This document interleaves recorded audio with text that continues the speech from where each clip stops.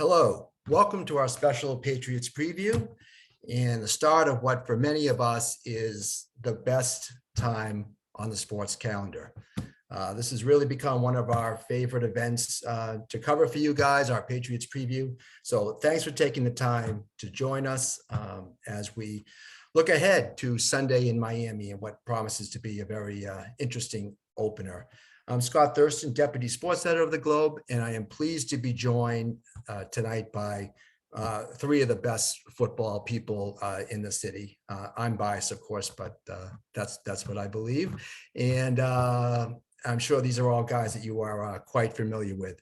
So first, let me introduce Globe columnist Chris Gasper, our NFL columnist, senior columnist Benjamin Volen. Hey, Ben. What's up, guys? And Boston.com columnist and one of the favorites of many in the city, Chad Finn. Hey, everybody. Chad, I have survey numbers that back that up, so I wasn't just saying. Yeah, 3 years in a row, bud. Anyways, thanks for joining us, you guys. And I want to mention up top, too, that our two Patriots beat reporters, Jim McBride and Nicole Yang, were supposed to be with us tonight. But given the state of air travel nowadays, they were delayed at Logan for 5 hours and are just now flying to Miami to join the Patriots as they begin preparation for Sunday. The Patriots are practicing actually in Palm Beach beginning tomorrow. So Nicole and Jim are en route to Palm Beach, and you'll see their reports from practice beginning tomorrow. But it's great that you guys are with us. And this is going to be a very different season, I think. We're so used to doing these previews where the Patriots, we could write them in 12-4, 13-3, always poised for a deep playoff run. Just a question of kind of how far we expect them to go. Chris, this year, why are the expectations so much lower than what they usually are? Is it something you can really put your finger on? Yeah, I mean, I think, first of all, the rest of the AFC has improved. When you look at some of these teams, you look at some of the moves that the Buffalo Bills made, you bring in a guy like Von Miller to a team that a lot of people felt like, should have beaten Kansas City, should have gone on in the playoffs. You look at a team like Denver that was basically a quarterback away, and now they have Russell Wilson on board. So I think it starts overall with the competition in the AFC, but I think that the whole storyline really this preseason has been about the Patriots offense, the growth of Mac Jones, and where the offense goes without Josh McDaniels. And when Bill Belichick talked about Josh McDaniels, he basically gave him the highest praise he could give any assistant coach, which was comparing him to Nick Saban, who's the czar of University of Alabama football and coached with Bill back in the Cleveland Browns days. So, having McDaniels and Belichick, it was like having two head coaches. We know what they've tried to do to replace that so far. It's been Matt Patricia, former Patriots defensive coordinator who flamed out in Detroit, and Joe Judge, former Patriots special teams coordinator who flamed out with the New York Giants. And it's not just two guys that were head coaches who were unsuccessful, because Bill Belichick, his first time around in Cleveland, didn't have the same level of success he's had with the Patriots, but they don't really have an offensive background. Joe Judge spent his last year, he spent 2019 here as the wide receivers coach. But other than that, two guys without a offensive background, you're turning over to Mac Jones. And I think there's a lot of question marks from fans, from media. And honestly, I think Ben can speak to this too. If you're around them, even from players, about Patriots players, how is this going to work? Is it going to work? Yeah, I think one of the big differences with this year is they've really, they did nothing this offseason. So it's hard to have a lot of enthusiasm about the team. They end the season horribly. They have the worst playoff loss in 4 years, blown out by 30 points. And frankly, it was worse than that. And then everyone else in the AFC is going, the Bills are getting Von Miller and the Dolphins are getting Tyreek Hill and on and on. The Raiders are beefing up the Chargers. And it's like, what are the Patriots doing? They're letting their good players go in JC Jackson.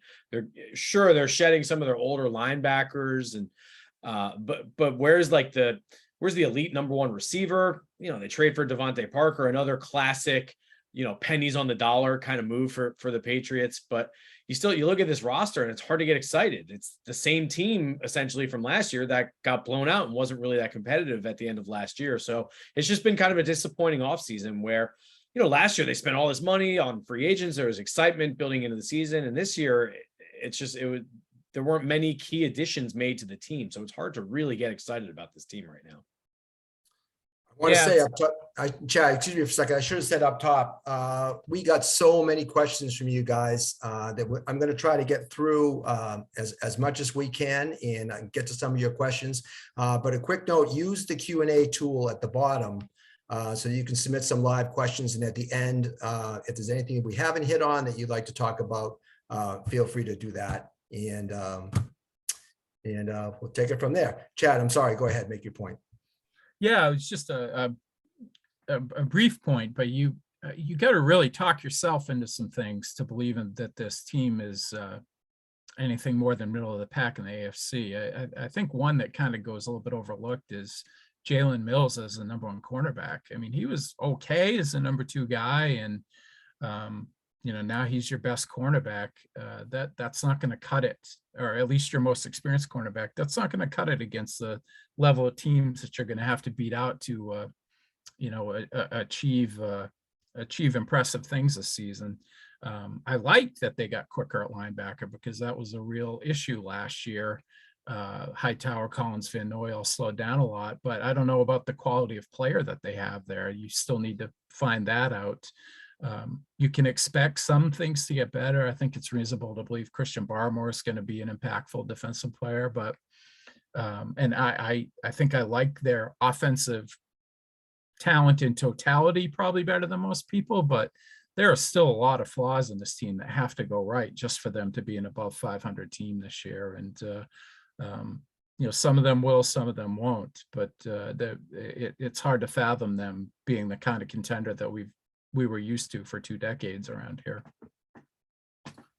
We got so many questions, and these are things that we've talked about and written about extensively during camp and in the preseason. Matt Patricia and Joe Judge coming back to the Patriots. Chris alluded to this off the top. Eventually the brain drain of assistant coaches catches up to you here, right? Josh is gone. Dante Scarnecchia is gone. Ivan Fears is gone.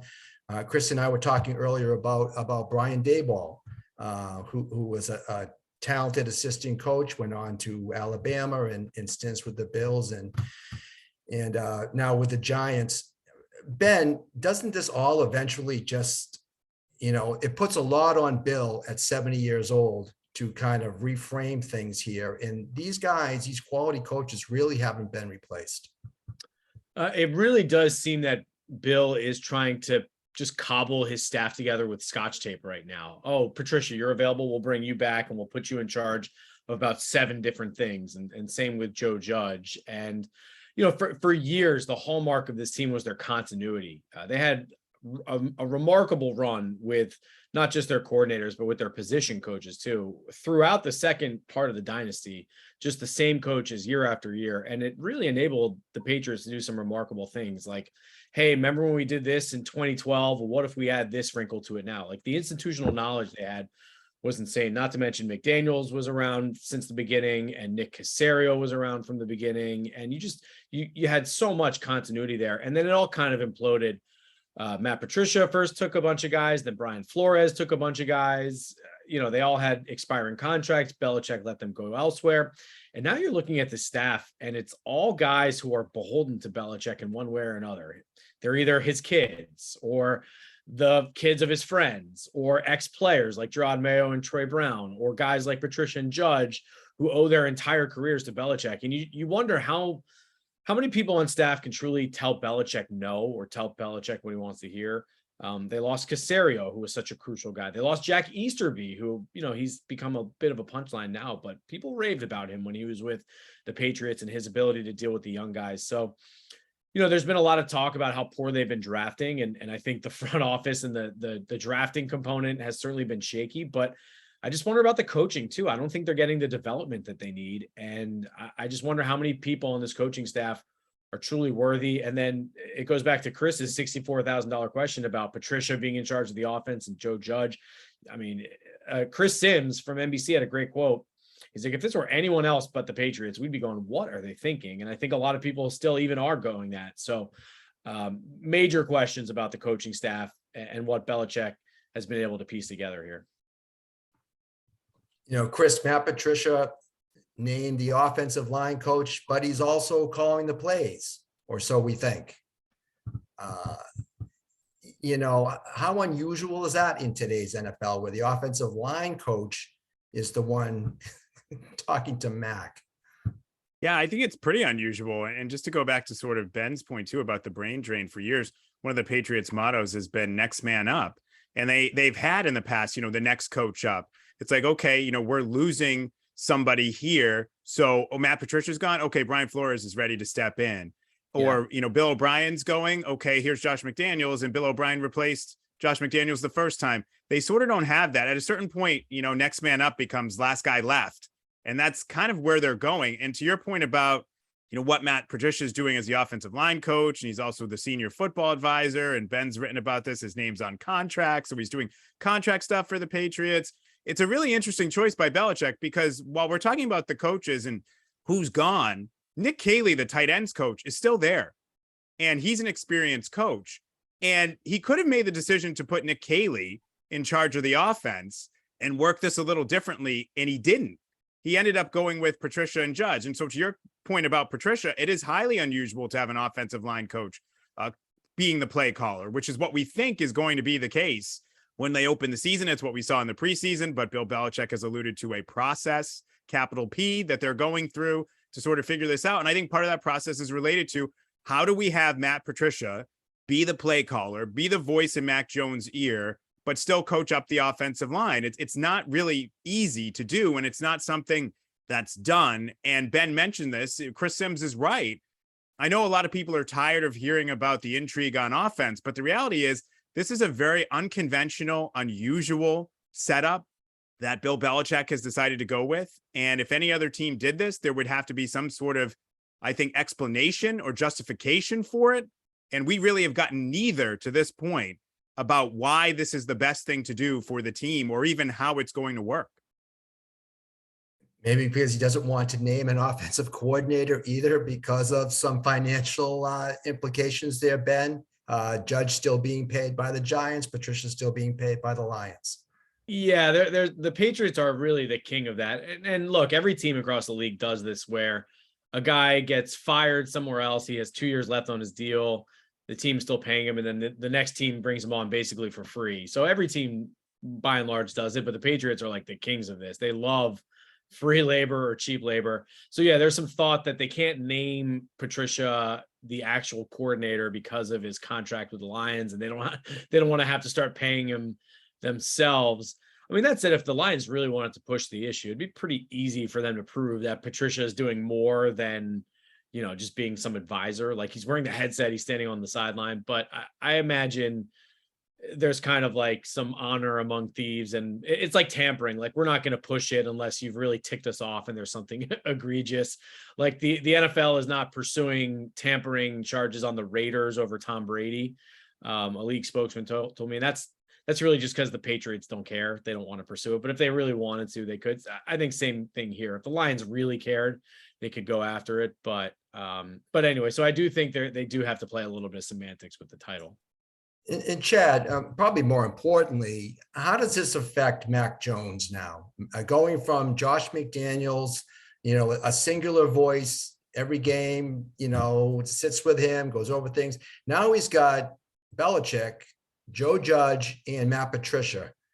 So for a young quarterback, he's got all these voices in his head now.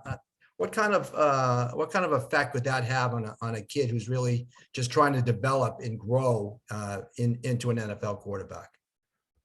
Well, Scott, I think you helped me out with my calm angle that you assigned me on Mac Jones for tomorrow. But Write that, Chad. That's what I've been thinking about, is the degree of difficulty they've put on him. You don't want to do that in your young quarterback's second season. I mean, by most any measure, he had a really good rookie year. Now they won 7 games in a row in the middle, ended badly against a really good team. But overall, you should feel pretty good about it. And then they come into a second season. There's no continuity with the offensive coordinator because Josh took the Raiders job. It doesn't look like you've put him in a position to succeed by doing this weird Patricia Judge thing. I still wonder if there's a piece we don't know about with this yet, whether Bills are going to end up calling the plays or Brian Hoyer's the offensive coordinator or something like that, because it just doesn't make sense the way they're handling it.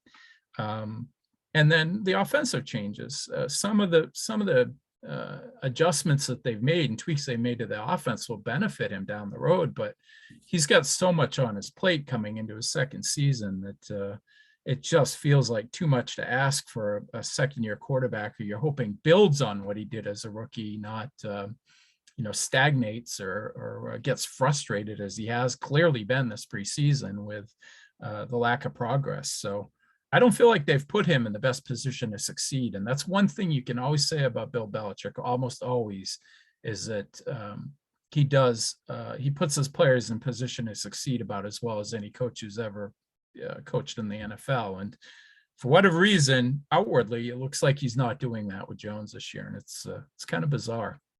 And Ben, you've written about this, by all accounts, they had a rough training camp offensively.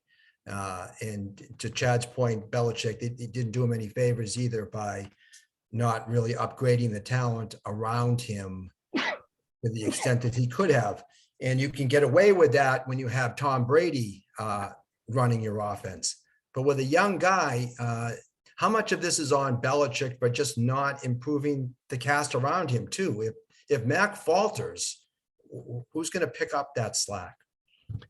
Yeah, I think Belichick is really kind of putting a lot of it on himself this year with the actions that he's undertaken this offseason by not hiring experienced coaches around Mac Jones, by not really going out in free agency and addressing the Patriots' real problems on offense. I mean, that's to me, that's what's disappointing about what's happened with the Patriots the last few years is Belichick for 20 years was the guy who was always 4 moves ahead, playing chess when everyone else is playing checkers. And there's just been no foresight the last few years. They dumped Brady and didn't have a good option at quarterback. Then, Mac Jones fortunately falls in their lap for him. They get him some pieces, but then clearly the team was flawed at the end of last year on both sides of the football. They spent all their money apparently last offseason. So they're just going into this season hoping that pretty much everyone has blanket improvement across the board. So, yeah, I mean, like Mac Jones might not have a good season, but to me, I still put it on Belichick for what he's decided to put around Mac Jones. Maybe it'll all work. Look, maybe this is the ultimate test. Maybe a good coach is just a good coach, and Matt Patricia can, handle any position on the field. Maybe Belichick is truly a genius and can change the offense on the fly and get everything to work and can get improvement from this team. And he just sees something that we don't, but it is hard to be too excited about this team because they're not addressing the needs that are just screaming to be fixed with this team. I will say this. I do think, guys, there's like a method to the madness from the standpoint of they did spend all the money last offseason and they didn't have as much money to spend, obviously, this offseason. And they bring in Devontae Parker. So when you know that and you're Bill Belichick, what do? Okay, we have to get more out of the guys that are here. We have to get more out of Jonnu Smith than we got last year. We have to get more out of Nelson Aguilar than we did last year. How do we do that? Let's try and simplify the offense. Let's try and overhaul the offense a little bit to maybe better fit the talent that we have. I think that's what they're trying to do. Mixed results. I thought Aguilar's looked better this preseason, this training camp. Jonnu Smith looked a little bit better too, but I think they were a little boxed in by spending the money on these guys, and then they didn't necessarily get the production that they were planning on. So, okay, how do we get the most out of these guys? To Chad's point about, hey, Belichick puts guys in the best position to succeed. Well, maybe the offense we had for 20 years is not the best position to succeed for a Jonnu Smith, who basically became like a gadget guy because it just looked like he was processing instead of playing last year in the offense. And Agholor was a guy who averaged, 18.7 yards per catch in the Vegas offense before he got here, but then last year had only 437 yards receiving. How do we sort of unlock those guys? And I think that's part of what they're trying to do. But it's exacerbated a bit by trying to do it with inexperienced offensive coaches. And Chris, how much of this too is Belichick, the GM, not helping Belichick, the coach? They're forced to spend all of this money on Jonnu Smith and Hunter Henry and Aguilar, as you said, because they haven't drafted well. You know, there's a staggering stat, and I would like to put it into context. From 2018 to 2020, the Patriots made 29 picks. Now, these are players now ostensibly who should be solid contributors on your roster, at least the top third of those picks. Only 11 remain of the 29 on the roster. So how much of that is the inability to draft and find young talent where you now have to compensate by signing these veterans at and overpaying for them in theory? Yeah, absolutely. I mean, you put yourself in a little bit of a box. I think all you have to do is look at the tight end position, right? They're spending a ton of money there with the contracts of Jonnu Smith and Hunter Henry at the 89 million overall for those two guys, I believe.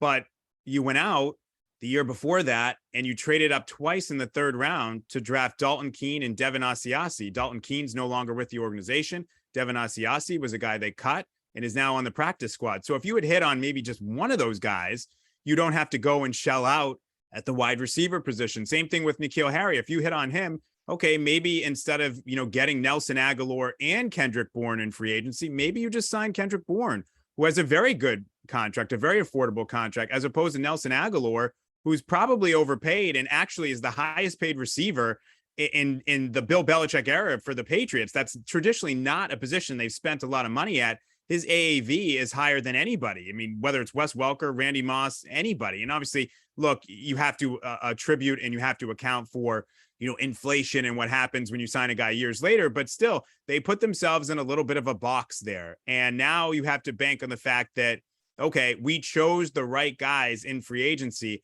And how many times with the Patriots over the years would we sort of look down and laugh at these teams that spent all this money in free agency to fix their team, because we all knew that's not a foolproof way to fix your team. And normally in free agency, if you hit on 50% of the guys you brought in and paid big money contracts to, you should be happy with that. Never mind hitting on all of them. There was an interesting study that I found this week from one of my favorite kind of analytics websites, overthecap.com, which they look at a lot of contracts and stuff, but they're looking at the draft from 2018 to 2022. And they were one of the things they looked at was draft retention. How many players drafted in this 4-year window are currently on your roster? And the Patriots are 4th worst in the league. So just done a horrible job of drafting and developing, and it's forced them to go out and overspend for B-level players like Nelson Agholor and Kendrick Bourne and Hunter Henry. And then, so they spent all this money and they still don't have an elite team.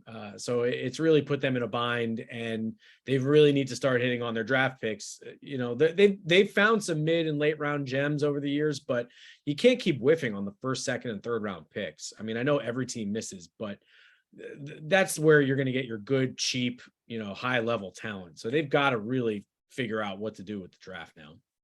Is that scouting, Chad, at that level? Yeah, I don't know. Is it scouting or is it him not listening to the scouts, which, we've also heard about. But, Ben's absolutely right. That's how you end up spending that money in free agency, by missing in the draft. And you can almost make linear comparisons.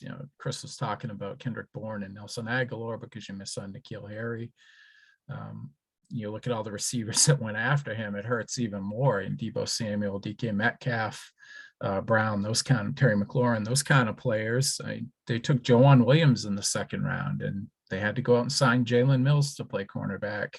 I actually thought, for the most part, they did a pretty good job in free agency last year. Jonnu Smith had a tough year, but I think Hunter Henry was everything as advertised. Judon was for about 10 games. Mills is at least playable. They brought in some quality, but when you saw these guys come in and play immediately and fill all these voids, it really also just reinforced how bad they had drafted, just how devoid of talent that they were from those last couple of drafts. And you think back, wasn't that long ago, they won a Super Bowl in 2018. And I don't think you really recognized at that point how fast things were going to slip away, not only with Tom leaving, but because they just hadn't brought in much, if any, young talent on the roster. And that really has caught up to them these last couple of seasons. They're just starting to build that back now, which is one reason why I kind of wonder, if deep down, Bill's 70 years old. He's 38 wins, I think, from tying Don Shula for the most in history. But I almost wonder if he's looking at this as a build it up year, and not not going all out to load up the roster as much as possible and just trying to develop young players. And then next year you spend a little bit more money in free agency, hopefully draft well again. And some of these young guys have emerged, and then you have a really good team again, because a lot of what he's done doesn't make a lot of sense for having success this season. Yeah, I don't know about a build it up year as much as it is this is the team we're stuck with kind of year. We spent all the money. This is a 2-year plan, and this is what we've done. And so here's who we've got to go to battle with. So I think honestly, like Robert Kraft said, I'm not giving you 175 million guaranteed again, figure it out. And I think, if they said it a lot, you heard it from Kraft, you've heard it from Belichick. They're hoping these guys take the second year jump that, sometimes can happen when a player is finally more comfortable in their surroundings. So I don't think they're looking at this as any sort of bridge, other than I think they see it as this is the team that we're stuck with because this is what we decided to do. I will say, though, I think again, it's too early to judge this year's draft, but I think the last couple of years they've done a better job in the draft. We all like Barmore, Ramondre Stevenson, obviously Mac Jones. He did slip to them, which was a break, but that's a hit there. So it seems like they're doing a little bit better with Matt Groh and Elliott Wolf and others involved there. That's a good sign. And one thing that is good, to Chad's point of whether it's a build it up year or not, or a transition year, whatever you want to call it, they still have one of the great advantages in all of professional football right now, which is a playable, capable quarterback on a rookie contract. And they should be able to take advantage of that. Now, they can't this year. Ben pointed that out in terms of, not having the cap space and not being able to spend the real money. Robert Kraft was like, hey, I gave you 175 million. They could have so? spent the money. They chose not to. Yeah. But they couldn't have spent like last offseason, though. No, but they could have gone for a more expensive receiver than Devontae Parker. They also drafted Tyquan Thornton. That's another guy they could have signed. They could have signed a linebacker, defensive front help, another cornerback. They could have spent more money. So don't and it's certainly not cap space. Like we all know cap space can be, played with like a billion different ways. So this was the owner saying, here's what our 2-year budget is. And you're not going. So like they could have spent more money if they truly wanted to. Did they want to keep JC Jackson? What was that, Chad? Did they have intention of keeping JC Jackson? I don't think they had any intention of keeping JC Jackson. I think kind of seemed that way. I think they're going to more zone defense this year. That's the only way to explain why they're so willing to just give up Gilmore and JC Jackson for nothing and not really, and sign like Malcolm Butler to replace him, because I think they're devaluing the cornerback position a little bit. Chris, Ben mentioned Robert Kraft, and he made some news at the owners' meetings. He's not pleased that the Patriots haven't won a playoff game in 3 years. The implication being, or the inference, that maybe, it's a message to Bill. It's about time you win a playoff game. First, you have to, make the playoffs again this year. How much pressure is on Bill to deliver off of that message? And should the Patriots not make the playoffs, what happens? I think there's definitely pressure on Bill. I think there's a little needling going on, and Robert Kraft is telling you, to Ben's point, I gave you all this money to spend. Like, I expect some bang for the buck, and he's making that known. And I think from time to time, the Krafts do like to sort of publicly needle Bill a little bit, because Bill might not always be the most deferential, responsive employee. We've seen that on the Football Life, right? Robert's trying to ask him about the weather, and he couldn't look any more disinterested at that point. But look, I think that there's certainly a lot of pressure on Bill Belichick, and he's put a lot of that pressure on himself because he's bet on himself here with these moves and with this coaching staff. However, the idea that if they miss the playoffs, suddenly they're going to move on from Bill Belichick, I don't subscribe to that. I just don't see it. I think a lot of what the fan base is invested in, a lot of what the Patriots brand is, the connection to the glory years, is 2 words: Bill Belichick. And if you move on from him, that means you're moving on from that. And I just don't think that's good business. Forget about what's happening on the field. I just don't think that's good from a business standpoint to do that. And I also think people will enjoy and get wrapped up in, whether they should or not, Belichick's chasing down Don Shula. He's at 321. Shula's at 347. He's pretty close here. That's still something I think you can sell from a business standpoint, from a marketing standpoint. So will they needle Bill even more? Will there be more sort of jabs at the owners' meetings next year if they don't make the playoffs? Yes. Do I fear for Bill Belichick's job security if they don't make the playoffs? Absolutely not. Yeah, Chris, I couldn't agree more with what Chris said. I was at that press conference in Florida when Kraft said that, and to me, he was just saying that to appease the fans. I don't sense he would ever, fire Bill Belichick especially after kind of, they're known as the guys who let Tom Brady go. I don't think he wants to let Bill Belichick go either. Belichick still has a mystique about him. People, well, Belichick can fix it. They're always going to be competitive with Belichick. Like, I think Belichick will keep you relevant, keep you competitive enough that I think that's really all the Kraft's. I mean, obviously they want to win, but I think Belichick keeps them competitive enough that they can kind of stay with the program that they've had here with Bill Belichick. So I don't see any sense of him being on the hot seat with the Krafts. Maybe with the fans and those of us who talk about Brady versus Belichick and things like that, but I don't think the Krafts want to be known as the guys who chased off Bill Belichick too. So, Chad, if these guys are right and Bill will dictate when he chooses to retire, do you see him hanging in another 3 or 4 years to catch Shula, assuming the Patriots are an 8, 9, 10 win team this season? Yeah, sure. I think it matters to him. He didn't have a great relationship with Shula at times. I'm sure he'd like to pass him.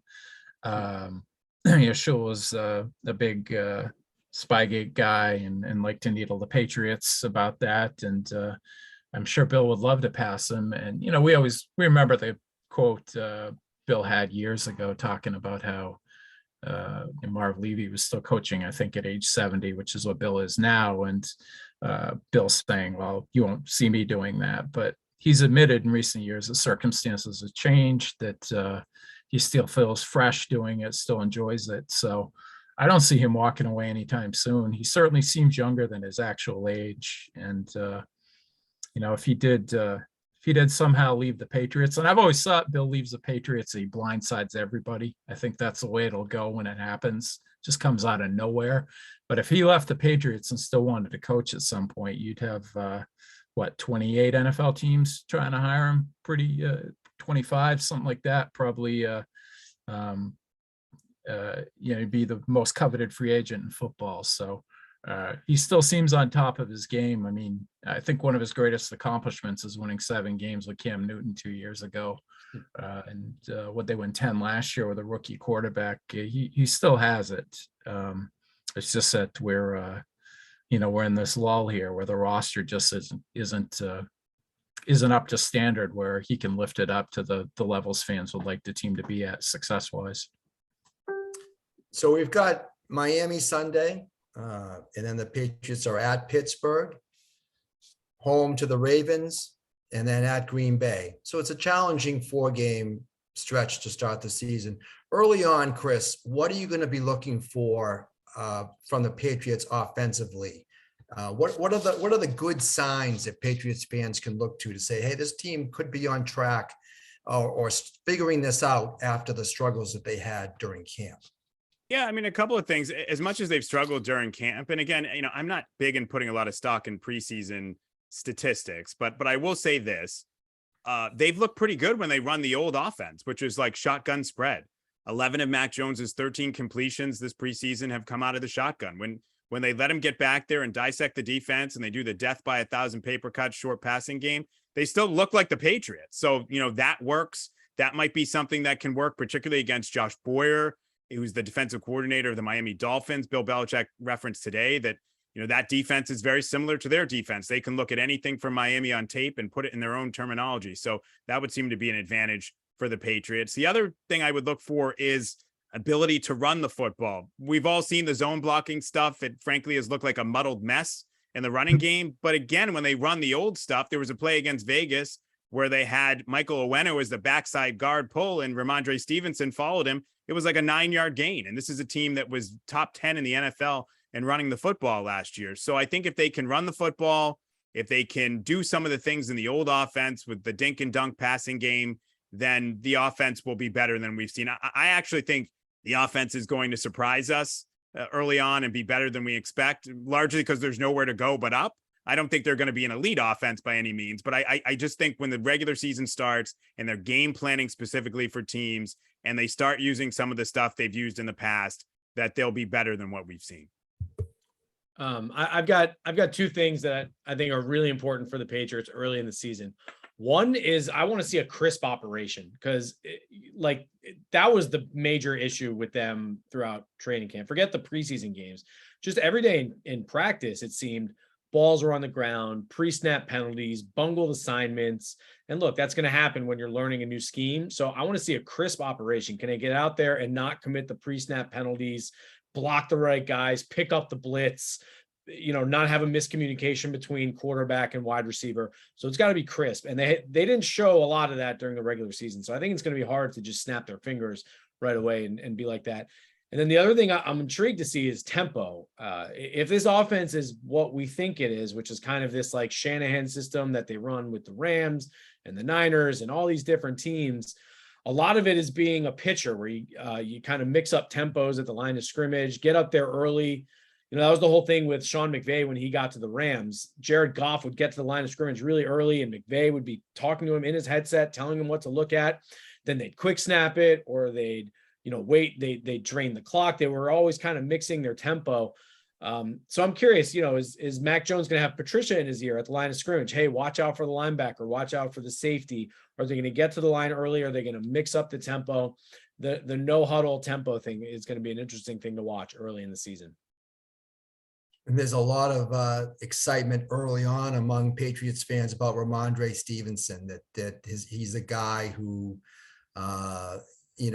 has shown them something, and that the Patriots, Bill in particular, might believe in Stevenson and give him some of the important carries at the expense of Damian Harris.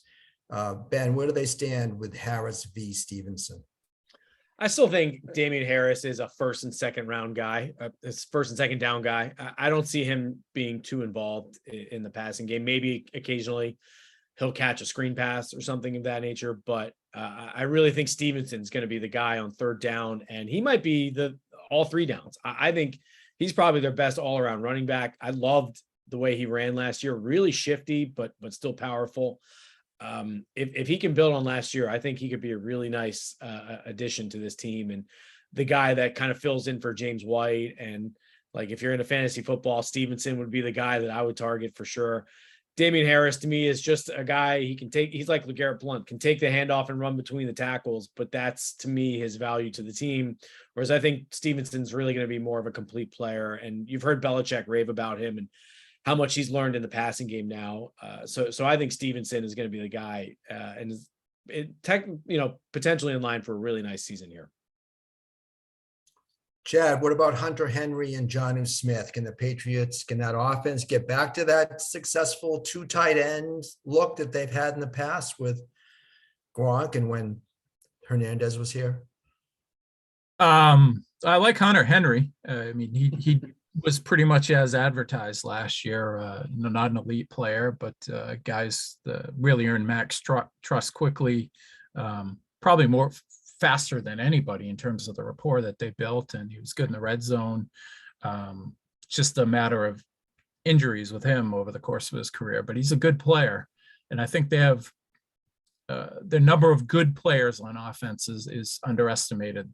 Stevenson and Harris, as we talked about, two solid running backs combined for 20 touchdowns last year, and you can see Stevenson's arrow pointing up on that this season.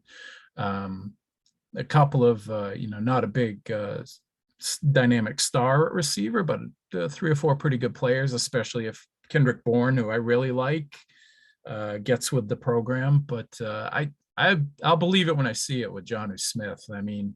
that game against the Saints last year is probably the worst game I've ever seen a tight end play. And he just looked completely lost, physical and fundamental mistakes. And, these guys who are terrific physical talents, but unproductive, aren't usually the kind of players Belichick brought in. And, Smith, I think his high was 400 something receiving yards with the Titans, had some explosive plays. I think he had 8 touchdowns one year, but was not a featured performer in their offense. And even if they simplify things this year and make a conscious effort to get the ball in his hands even more, I can't see him being anything more than a 5th or 6th option in this offense. It's disappointing that rookie Tyquan Thornton went down early in the preseason with was a wanted to see him. Was it the collarbone injury, clavicle, collarbone? Who would have thought that the receiver with the skinniest wrists in the NFL would get hurt in training camp? Who knew? Skinniest collarbone too, apparently. Yeah. Well, he's going to be out probably for at least for half the season. But Chris, how important is it now that Nelson Aguilar revert to some of that form that he showed when he was with the Eagles, and even in his short stint with the Raiders? He was a guy who could stretch the field and become a big play guy. Didn't see much of that last year. Saw it in spurts, perhaps. But how important is it for that offense to get him going? Yeah, I think it's very important. They need more production from him. He could be maybe the biggest beneficiary of Devontae Parker, who I like, coming to the Patriots. Maybe Nelson Agholor gets better matchups than he got last year. I mean, Nelson Aguilar is not a number 1 receiver. They sort of paid him like one, at least for what the pay scale for receivers was at that time. Obviously, it's taken a quantum leap this offseason, but he's not a number 1. He's never been a number 1. He never will be a number 1. And I think that if he can get some better matchups, he can make some plays. He had the 45-yard catch from Mac Jones down the field, but they have to get more out of him. Like it's the way the contract's structured, he's on the team. And I think that's, again, what I said earlier, sort of part of these offensive changes is trying to get more out of guys that are already on the team, that maybe weren't as productive as they hoped last year in the traditional Patriots offense. All we heard this offseason and preseason was that, they want to simplify this. They want guys to play faster. They want guys not to think as much. Well, that should make it easier for guys to come here and adapt, and guys to come here and assimilate and be productive. And I think that's what they're hoping. So look, 437 receiving yards last year for Aguilar. They need him to go out and about double that this season to be a productive offense, to be an offense. I mean, to me, the most telling stat for the Patriots last year was they didn't win a single game where the other team scored 25 points or more. I mean, that's such a narrow margin for error in today's NFL. You can't win, you can't compete for a championship if you can't beat anybody who scores more than 25. They came close against Dallas, but they didn't win that game. A lot of times when the defense couldn't hold a team down and the game got up into the upper 20s and the 30s, the Patriots were at a loss, literally and figuratively. Scotty, it's interesting, the Patriots don't really have a number 1 receiver, but I do see their thinking and how they constructed the roster. Like they had their receivers are each like different, menu items. Like you want the straight line burner guy, we've got Aguilar on the outside. If you want the big possession guy who can win a 50-50 ball or a back shoulder, that's Devontae Parker. Kendrick Bourne is kind of like a quick catch and run guy. Jacoby Myers, just like your steady possession guy out of the slot. Hunter Henry, another kind of possession guy who works the middle. Jonnu Smith is like your gadget player who you can put him in motion and give him a handoff or a screen. So like they do have like one of everything, but again, they're paying more for potential than like Chad said. Jonnu Smith, I think his career high is 414 yards. So none of these guys have really put together an elite season, but they do at least have some good variety with different weapons on offense. Yeah, we've gotten a few questions here. Why can't they bring Dante Scarnecchia back? Let the man enjoy retirement. Chris had alluded earlier to some of the struggles on the offensive line, and they're attempting to switch behind the guidance of Matt Patricia to this zone blocking scheme that I guess from early reports hasn't worked out the way they had hoped it would. So individually, there seems to be a lot of talent along that offensive line with Wynn and Andrews. And we were talking earlier, if you're going to do that, Shaq Mason would have been a perfect candidate for that offensive line, yet they chose not to re-sign him. So can they figure this out, or are they going to have to revert back to what's worked for them in the past? I mean, Well, I do wonder if the zone blocking thing is a bit overblown, because you just made a good point. That Shaq Mason would have been a tremendous fit in that offense. And a lot of the guys they have aren't great fits. Like, zone blocking scheme requires the more athletic offensive lineman, because there's a lot of running out into space. And like, that's not Isaiah Wynn. That's not Trent Brown, who's 365 pounds. That's not really David Andrews, he's not like a super athletic guy. So I do wonder if this whole, like, I don't think they're only exclusively going to zone blocking. And I wouldn't be surprised if they do stick to become more of a power running team, because that's just what the offensive line is built for right now. I'll never get the Shaq Mason trade.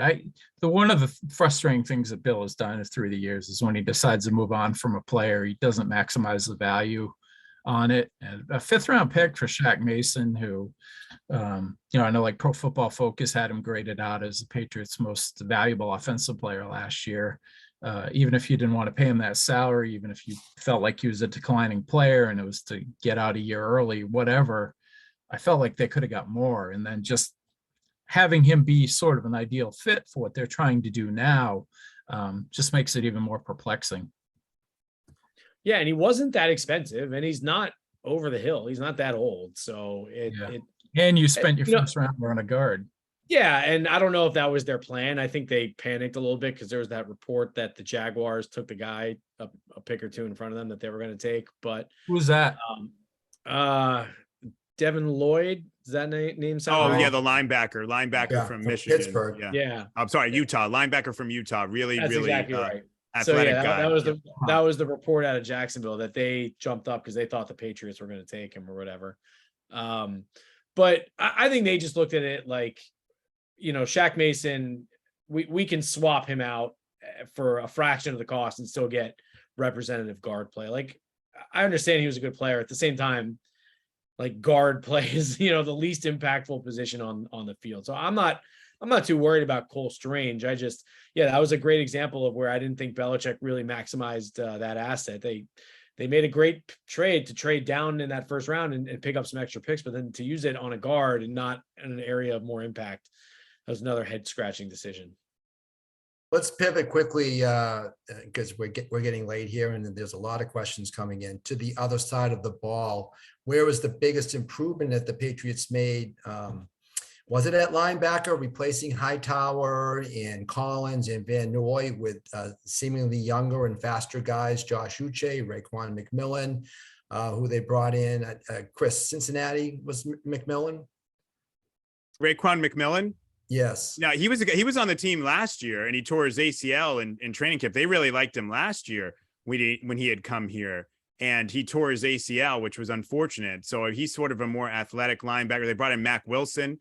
Mack Wilson's who I'm thinking of. Obviously, yeah. But they still re-signed Juwan Bentley. For me, the area that I think could be the most improved is just the pass rush, because I thought last year, outside of Judon, who tied for the most sacks anybody's had under Belichick, the pass rush wasn't great. Like, it was basically, you stop him, you stop the pass rush. I like what they can put on the field as a sub rush package right now. It's Judon, it's Dietrich Wise in there, it's Barmore, and then Uche on the other side. My question is just like, with Uche, this is kind of a make or break year. And I always remember when I was on the beat covering the Patriots, Bill would say there are, players who are better at moving forward and players who are better at going backwards. And to me, Uche is clearly a guy who's better at going forward, getting upfield. But that's not always what the Patriots want their outside linebacker, defensive end types to do. And if you do rush for them, you sort of have to, Rob Ninkovich, I remember telling me this, you have to stay in your rush lane. It has to be more of a controlled rush. Are they willing to make some allowances for Uche? Are they willing to understand that sometimes he's going to run past the quarterback and Bill's going to be pulling out his hair, but the guy also might get like 8 or 9 sacks this year and you might be able to get off the field? Or are they going to start out with him and he's going to be doing this thing that he does where he does his pass rush thing and they're going to say, no, we can't have this. He's running past the quarterback too much. We'll just put Anthony Jennings in there. He'll stay in his rush lane, but he's not as dynamic a guy as a Josh Uche could be. Scotty, there's nothing about this defense that makes me think they're better from last year. I don't understand where any optimism comes from. Like, yeah, they got rid of their old linebackers, Hightower, Van Noy, and Jamie Collins. They still brought back Juwan Bentley, who's the same type of linebacker, a big thumper, not a runner. He's not a fast guy. And then Raekwon McMillan is a guy who's now torn his ACL twice. So he who knows how long he's going to last. Mack Wilson was a guy who was basically dumped by the Cleveland Browns. He only started 6 games last year. He was mostly a special teamer. Josh Uche is a guy who should have been an impact player last year, but clearly hasn't, didn't make the grade or whatever with the coaching staff. It's the same guys as last year. Dietrich Wise, Lawrence Guy, Christian Barmore, Matt Judon, Devon Godshaw. And then, it's not like they've really invested in the linebacker position at cornerback. Other than Jonathan Jones and Jalen Mills, who do they have? It's Miles Bryant, Sean Wade, and then Jack Jones and Marcus Jones, a couple of rookies. I don't see anywhere where this defense improved. Like, maybe some of these guys will emerge this year, but I don't, it's most of the same players from last year, and then like some reserves and some rookies. It's a weird mix, and I think they're really thin at linebacker and cornerback this year. I think just looking at the secondary too, Chris, I think we're impressed with the play of Kyle Duggar, that he's a guy who was on the rise and could develop into and have a really solid NFL career. I think they're counting on Jonathan Jones stepping up with JC Jackson gone now too. Take a look at that secondary. You've got McCourty back for another year, and these 3 kids, the Jones, Marcus Jones, Jonathan Jones, who I mentioned, and Ben, help me Jack out. Jones. Who's the other Jones? Jack Jones. Marcus Jack Jones Jones. and Jack Jones. Yeah. And not the Love Boat guy, the NFL Jack Jones.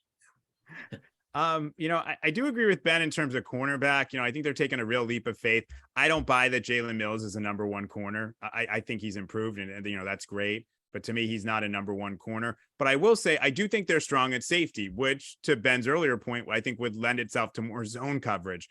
Let's keep stuff in front of us and try and tackle guys, and we'll just do it that way. Belichick's gone on record. He told Chris Berman, he thinks safety is the deepest position on the field. You mentioned McCourty.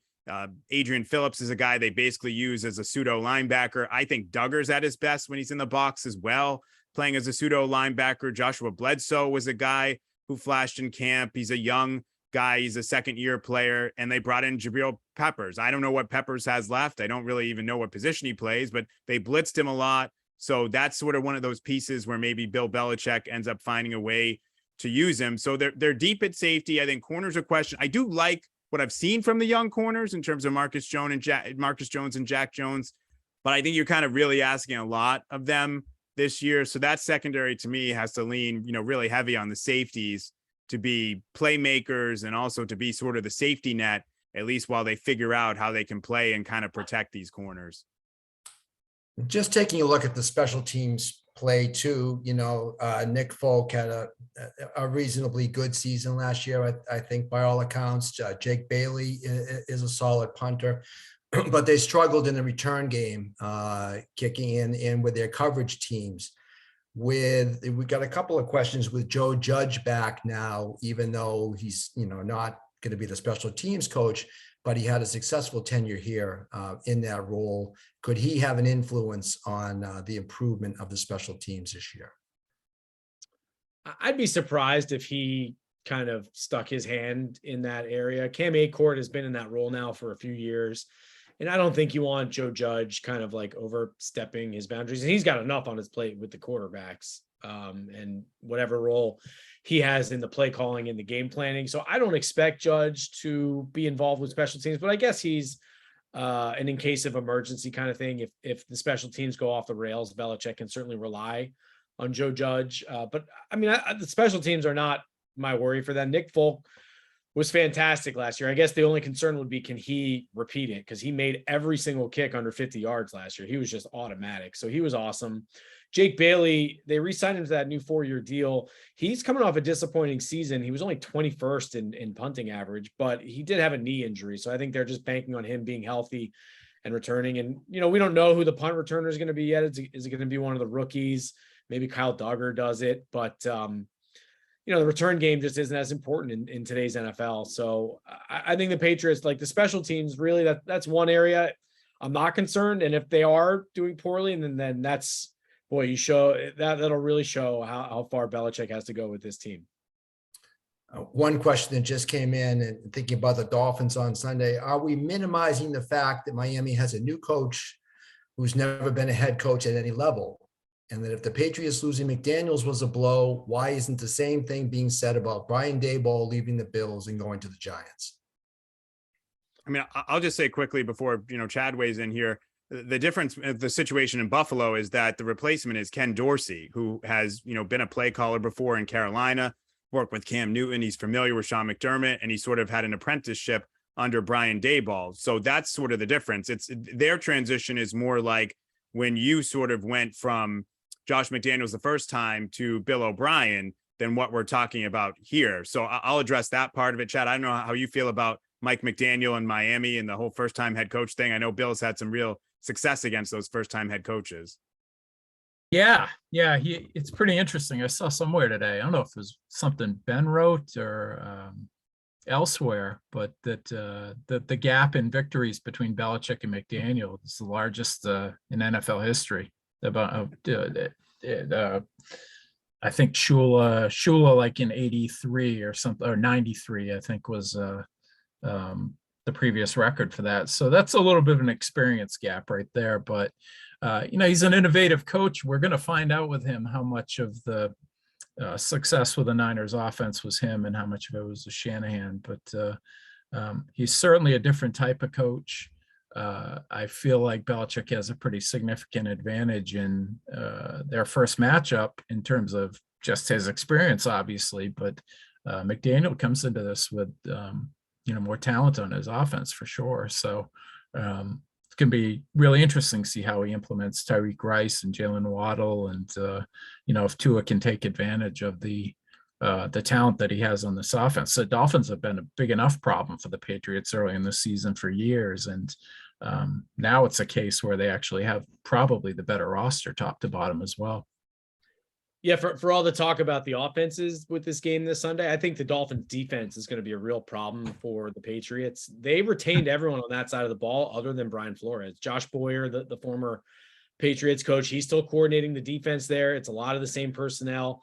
I know they don't have Byron Jones right now, but they still have a lot of talent, a lot of athleticism on that defense. And with as disjointed as the Patriots have been in training camp, I'm definitely concerned about how they're going to handle the Dolphins defense this Sunday. And even with the Patriots going down to Florida today, I still think the humidity and it's going to be a beast, and it's going to be tough for them to deal with on Sunday. And as for the Bills, it is a question mark losing Brian Daboll, no question. And Ken Dorsey, it's a different going from quarterback coach to play caller, but when Josh Allen's your quarterback, I think he makes a lot of coaches look good. So I don't think there's nearly the same questions for Josh Allen as there would be for other teams, I guess.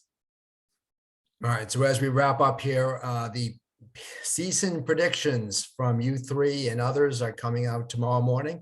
So check it out on bostonglobe.com. But we can give something away quickly for those who joined us. Spoilers? Spoiler. So based on Ben's commentary on the Patriots, I want to know what Ben's prediction is. What is it? What do you got? 4 wins, Ben? 5? No, that's a little optimistic, Chris. I was going to go 1-16 actually. No, I've got him at 8 and 9. I think that the arc of this season is going to be similar to last year. I think they're going to be competitive. They're probably going to get hot in October when the schedule gets really soft, and they're going to be competitive through December. I think they're going to tail off, and I don't think they have elite talent. And I think ultimately they're going to finish 8 and 9. So I think it is going to be a disappointing season for them. Are they a playoff team? No, I didn't have them in the playoffs. I had them just missing it. I actually think when it's all said and done, they'll actually be a better team than they were last year, because, Ben referenced the soft part of the schedule this year. I mean, last year, some of those wins, it's like you're playing Atlanta, no Cordell Patterson. You're playing the Titans, no Derrick Henry. Like, they had a really fortunate part of the schedule, and then they struggled down the stretch. They lose 4 of the last 5, including the playoff game. And the only team they built was the Jacksonville Jaguars, who were just a total dumpster fire. So I think by the end of the year, they'll probably be in a better place and be a better team than they were last year. But I think the AFC is tougher, and I think their schedule is tougher. So I have them at 9-8, one game worse than last year and missing out on the playoffs. Yep, same here. I went 9-8. I think it's a tough start. That schedule's pretty brutal out of the gate with no matter what you think of Pittsburgh, they still got Miami to start, which is always tough. The Ravens, the Packers in there. I'm sure there's some hard knocks converts to the Lions in week 5, but I'm not one of those. I think they'll win that one, but could take some lumps here early before they really get going in October. I really do think it's a make progress year and develop young players year. And I think that's the case because they backed themselves into a corner for so long by drafting poorly for that 3 or 4 year stretch that a season like this is almost inevitable. I think they probably have about 7 or 8 win talent, but because of the coach, you bump that up to 9. Yeah, and just quickly, I'll just say what's interesting to me, because we're all sort of in the same ballpark, right? So another win or two, and they could definitely make the playoffs. So it's really interesting to me to hear Belichick say, well, we won't know what we have until, mid-October, and sort of allude to the fact the first 4 games are an extension of the preseason. Those first 4 games, how you do in those games could be the difference between making the playoffs or not. So I was a little, I know when Brady was here, you could be like, oh, fine. First 4 games, extension of the preseason, we're still going to win 12 or 13.